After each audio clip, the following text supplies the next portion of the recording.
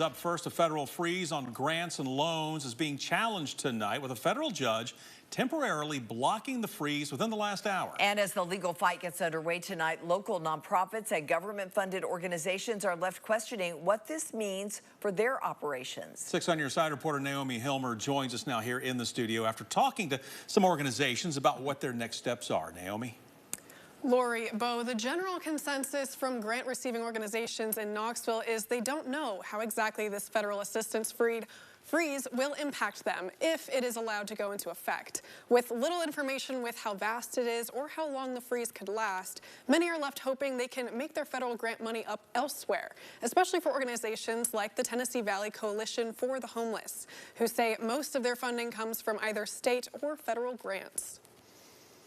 There are a lot of programs that are operating under federal funding, and there's a lot of programs that operate under state funding that the federal government uses the state as a pass-through for that funding as well.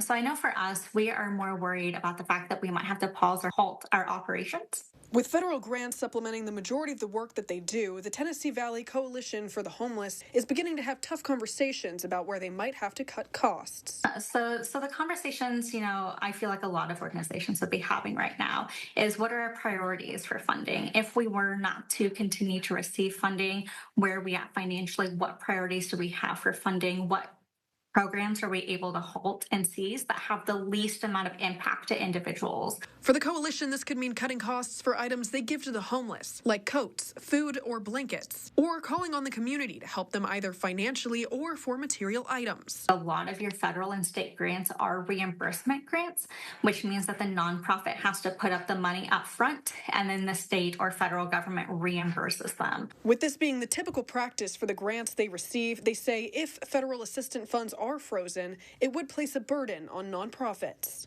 To be able to maintain that programming when you're using solely organizational funds to maintain that programming and you're not getting the reimbursements that you're used to getting to help maintain that.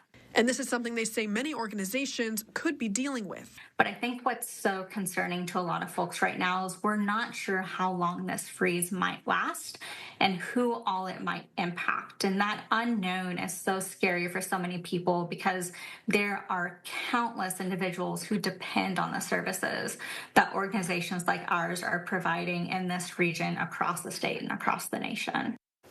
In a memo from the Executive Office of Management and Budget, they say of the $10 trillion federal dollars spent last fiscal year, $3 trillion went to federal financial assistance. This temporary pause was meant to determine the best use of assistance money, ensuring it was in line with advancing the new administration's priorities.